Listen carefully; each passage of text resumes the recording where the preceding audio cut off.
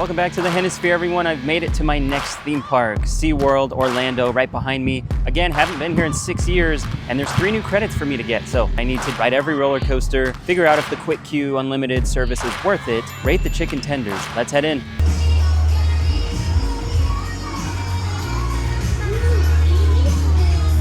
They asked me to take my microphone off, so the audio probably sounds terrible right now, and there's going to be a lot of wind noise, but oh well, nothing I can do about that. Yeah, we're about to get whipped over this first drop. Here we go.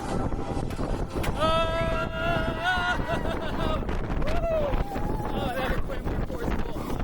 We're going into a pretzel loop.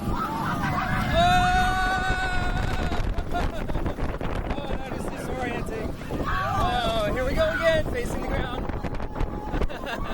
Hey, there goes Penguin Trek. Do a barrel roll. Oh, Penguin Trek. Oh, we got so close to Penguin Trek. Oh, another one. Oh, I really don't like those inversions. This ride is not the smoothest, but we're about to get wet. We're going right by the water. Oh, I can feel the water there. Oh, another one. Oh my god. And we're at the brakes. I didn't lose my necklace or my sunglasses. Just wish I had the microphone. Yeah, those are disorienting. My only flying credit. Someday I'll get on the Superman clones. All right, first ride of the day was Manta. Again, I really think these are kind of, I don't know, they're just not my type. I get pretty nauseous riding flying coasters. I've only been on this one, no, none of the others, so maybe I'll get to Tatsu one day, but this one is so intense for me, and it had a rattle. It still does, you know? Manta is not very smooth, but it is a crowd pleaser. This had a posted 40-minute wait, and I waited probably 15 to 20 minutes with a quick queue, and the entrance could have been marked better. I was in line for 5 minutes, and people around me also had the quick queue, and they were like, is this right? Because we shouldn't have to wait. And then we found out that it was on the other side of the lockers. We had to walk down to the exit, basically, and find it. But got on it twice today. Can't complain. Right now, I'm gonna answer the question of how I booked this Florida theme park trip. I used my travel agent, SJ dropped the location, and this video is not sponsored by her or anyone. I'm just giving a shout out to my friend, SJ. She has her own YouTube channel, and she was featured in an allears.net Disney World hide and seek video pretty recently. I stayed on Universal property for 4 nights, and that made getting to and from all of these theme parks really easy. And the hotel had a cafeteria that served breakfast, lunch, and dinner, which made logistics even easier. If you are interested in booking a Disney or Universal vacation or taking a cruise somewhere, because she does that too, I will leave her socials in the description below. You can click on those links and message her from there. Thanks, SJ. On to ride number 2, and that is Penguin Trek. This is the one that everyone says has a very bad rattle. And well, it's 2 across, it's a prototype. I'm not gonna be surprised if it does. I'm sure people are right, but it's not very tall, it's not very fast. It's so weird. So let's go see.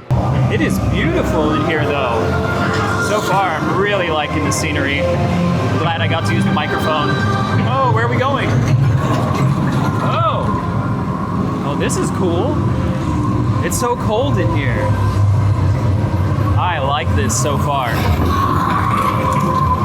This is incredible so far. I'm gonna try to determine if this ride really has a rattle or if it's a bunch of nonsense. Oh, here we go. Woo! Oh yeah, it has a bit of a rattle now. Oh yeah.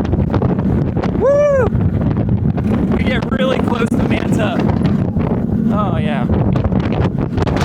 Whoa! Oh yeah, that rattle is crazy in the turns. Crazy in the turns. It's fine on the straight parts, but yeah, you can tell. Oh, another launch! Woo! Really tight turns. Wow.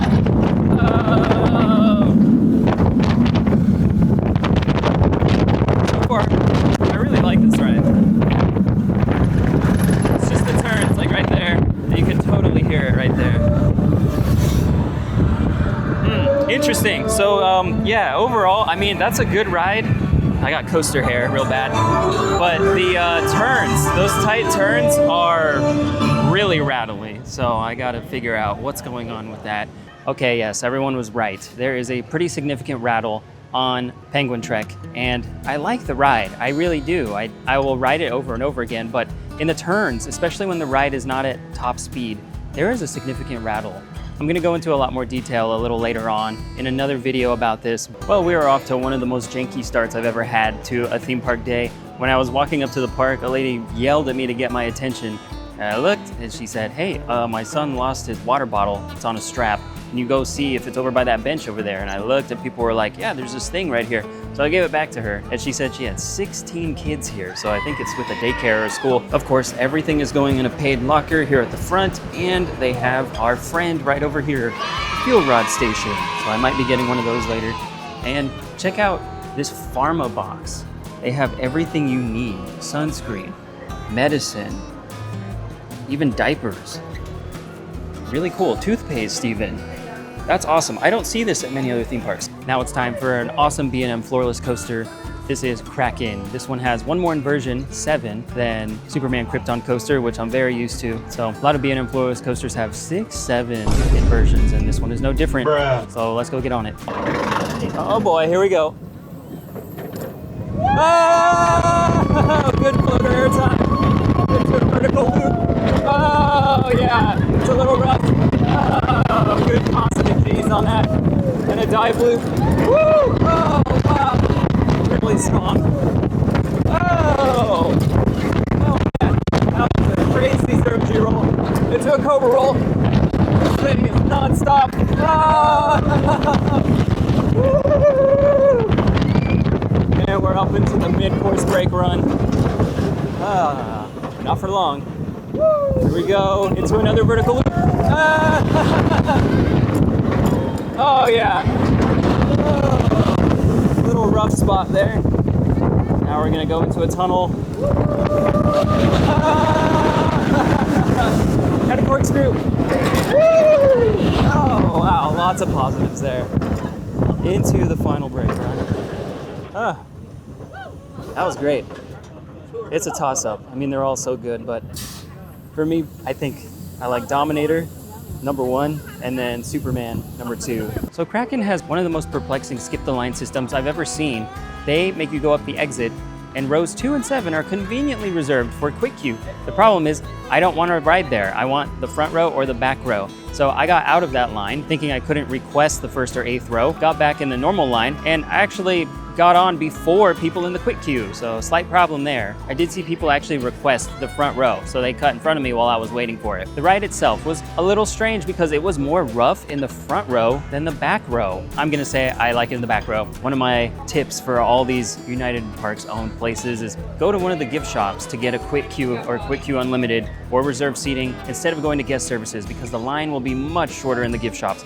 And when I went in, asked for a quick queue unlimited, they looked very confused. And they couldn't find the right one because I don't want the one that doesn't give me Pipeline and Penguin Trek. I want the one that does give me at least one ride on those. That is how it works here, similar to Busch Gardens Tampa. The new rides, you only get to ride once on the quick queue pass, not as many times as you want. They scanned my Platinum Pass, I got a discount on it. It was $80 here, which is $20 more than Busch Gardens Tampa. When they gave me the quick queue pass, it was the wrong one.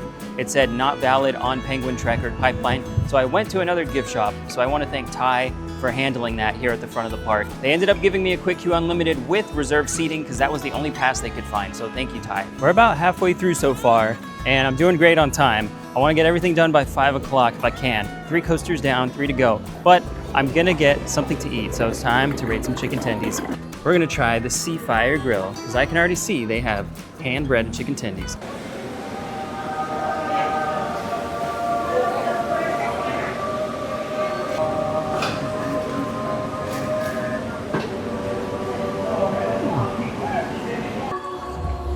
All right, chicken tenders actually look different than all the other ones I've had. Breading, very different. It's very light colored. Doesn't feel as hard as the other ones. So, quick tender check. They look to be smaller than SeaWorld's San Antonio. I would say this one is probably the smallest one. And then the biggest one, maybe this one right here. So, all similar size, but some of them are more dense than others. Let's dig in. They've got some Sweet Baby Ray's sauce, so that is gonna replace the honey mustard. And it's all gone. Honestly, Those were phenomenal chicken tenders. The flavor was very similar to Sangerfest Hall, but the breading was actually better. Sangerfest doesn't have much breading at all, but this had a little bit more, and it had crunchy areas. So because of that, giving these a 9 out of 10, tying it with the best that I've had so far. Now, we've been doing very good with wait time so far. I will say the longest line in the park is Manta, and because it was a 40-minute wait, both times I rode it, the Quick Queue Unlimited, absolutely worth it, 100%. For Penguin Trek, it was a station wait. And for Kraken, it was also a station wait. Very interesting. But now we're really gonna test the park's attendance today and see how long is the line for Pipeline, because the surf coaster is up next. A prototype, 2 seats across. This is one that people say is not the smoothest. They also say it's a tad bit uncomfortable. So let's go get on it. It looks fun. I have no idea what to expect. I kind of know the layout. It has a wavy launch, crazy curves. Oh my gosh! And I'm standing straight up. Oh, wow. That was a crazy launch. My feet are off the ground. Come on. Oh, wow. Woo! Airtime. Whoa. Standing airtime. Oh, and an inversion. It's a little shaky, I will say. And it's a little uncomfortable on the groin area, if you know what I mean. Bruh. Oh, this is a cool sensation. Very unique sensation. Woo! Oh, wow. So unique. Never been on anything like this before. Oh, and we're at the brakes. Wow, really had to be careful there. The microphone went underneath the little padding here, the vest, but we made it. Interesting experience. Little tight on the groin for sure. I think they could improve the design. All right, so that was a pretty fun ride, I'm not gonna lie. I went on it 3 times actually, because I wanted to film something special for TikTok, but I forgot to press record. Yeah, so the ride was closed after I got off the 3rd time. Oh well, we'll probably come back another time, get all that taken care of, but that was a really cool ride, really cool experience. I was not expecting that wavy launch to really eject me out of the seat, I guess you could call it. I'm already standing up, so my feet just left the ground. I found that really enjoyable the 3rd time. I rode in the front and then the back, and the groin area, yeah, it kind of hurts. But that 3rd ride was really good. I don't think I was riding any different, but the middle of the train, I think, is the way to go on this one. I don't usually say that. And again, this still has that B&M rattle. All right, and the next ride we need to get on is another new one for me. This is Icebreaker, a premier ride, multi-launch coaster, features a swing launch, and it looks great. I'm reminded so much of Alpenfury because that is all the craze right now. Everyone is talking about it. This features similar trains and similar track design, and the launches are supposed to be pretty punchy. Let's go get on it. And once this thing gets into position, we launch like within 3 seconds. It's pretty crazy. And this is a quadruple swing launch. All right, we're in position, here we go. Oh, we're going up a hill and then up a spike. And now we're going forwards, down into a valley, and then we're gonna do a double up after a launch. Woo! Takes our picture, and we got some airtime. Staring straight into the sun. Backwards now through the whole thing. Oh! Backwards airtime. Oh, more backwards airtime. Up the spike. Oh, yeah. And now we're gonna get some crazy ejector right here. Oh! Oh, the positives are crazy. Woo! Great airtime. Oh yeah. Lots of ejector airtime on this really tight turns. Oh, I wonder how Alpenfury is. It's probably just like this. Back in the water. Woo! That is a good ride. That is exhilarating. It's non-stop. Lots of airtime. Lots of positives too. It's a great mix. So that was pretty fun. That was one of the most forceful rides I've been on all trip. There are a lot of ejector airtime moments on Icebreaker. I liked it. I liked it a lot. It was very smooth too. It does make me wonder how good Alpenfury must be, because this is a small scale, compact layout. Alpenfury is way crazier, taller, faster, more inversions, of course. But this one is great other than the operations. I don't know what's going on with checking the seatbelts and then taking their time to check all the lap bars, but operations were between 3.5 to 5 minutes per dispatch. It was posted as a 40-minute wait. It took about 20 minutes just to dispatch 3 times, which is not good at all. For just 9 rows, I don't know. I think they could do better. But it was really sad when they would dispatch a train.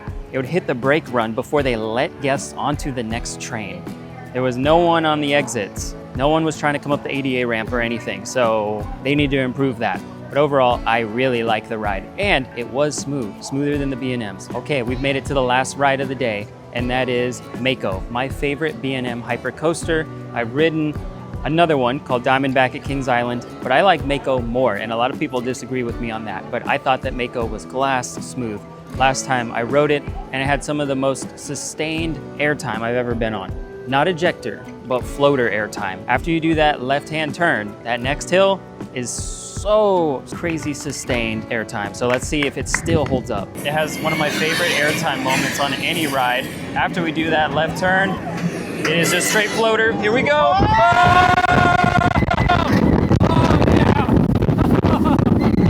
Woo! Overbank turn. Woo!